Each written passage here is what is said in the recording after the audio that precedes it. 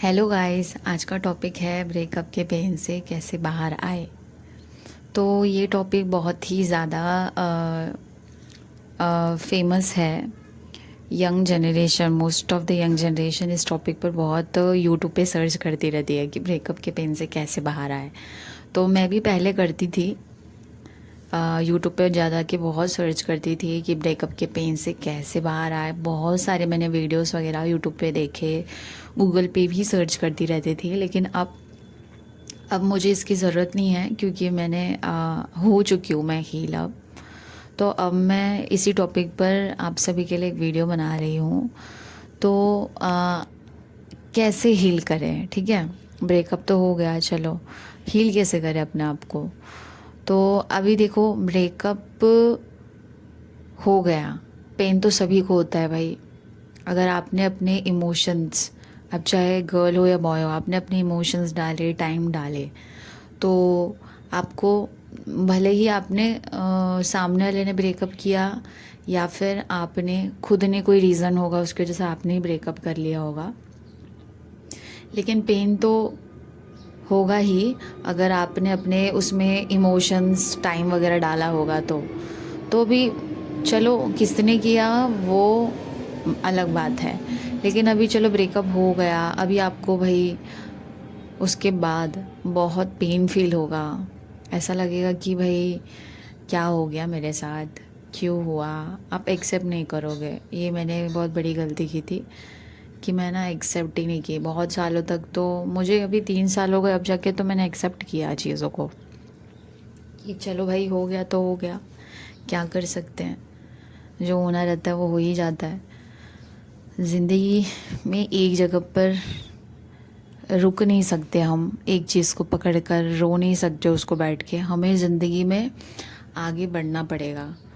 तो इसके लिए, उसके लिए आपको सबसे पहले तो एक्सेप्ट करना पड़ेगा। तो मुझे, मेरे अंदर करेज ही नहीं हुआ कभी कि मैं इस चीज़ को एक्सेप्ट करूँ। मैंने कभी एक्सेप्ट नहीं किया कि मैं हमेशा मतलब सोचती थी कि क्यों हुआ मेरे साथ, कभी एक्सेप्ट नहीं किया। लेकिन अब जाके मैंने ये चीज़ एक्सेप्ट कर लिया है कि हाँ भाई हो गया है ब्रेकअप, ठीक है।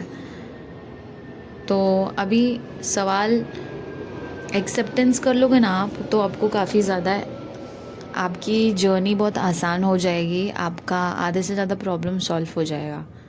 एक्सेप्टेंस से मुझे बहुत हेल्प हुई। उसके बाद आप क्या कर सकते हो, आप अपने आप को ना स्पिरिचुअली ग्रो कीजिए साथ ही साथ।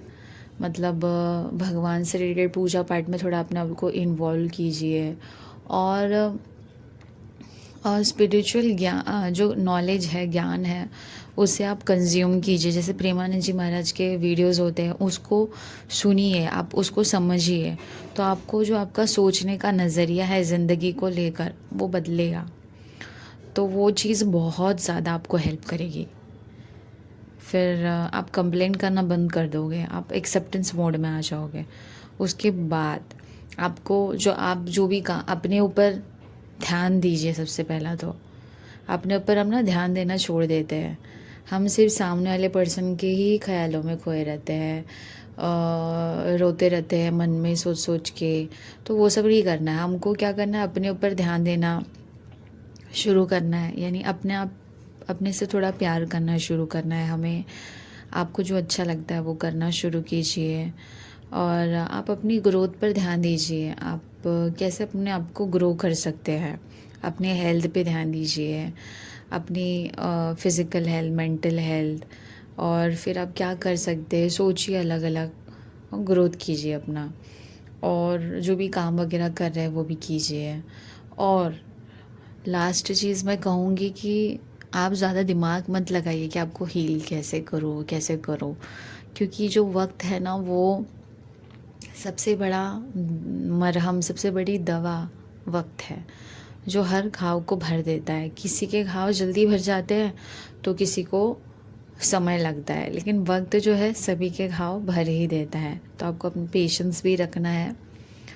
तो इस प्रकार से आप ब्रेकअप के पेन से हील हो सकते हैं। मैं शॉर्ट में एक बार बोलना चाहूँगी कि सबसे पहले आप एक्सेप्ट कीजिए कि हाँ हो गया। सबसे पहले आप एक्सेप्ट कर लीजिए कि हाँ ब्रेकअप हो गया है। सेकंड पॉइंट, आप स्पिरिचुअली अपने आप को ग्रो कीजिए, स्पिरिचुअल बहुत सारे ज्ञान कलेक्ट कीजिए, समझिए ये स्पिरिचुअल नॉलेज को।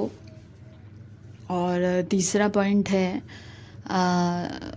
आप सेल्फ अपने ऊपर ध्यान दीजिए, अपना ग्रोथ कीजिए। फोर्थ पॉइंट है कि आप पेशेंस रखिए, वक्त सारे घाव को भर देता है। Thank you.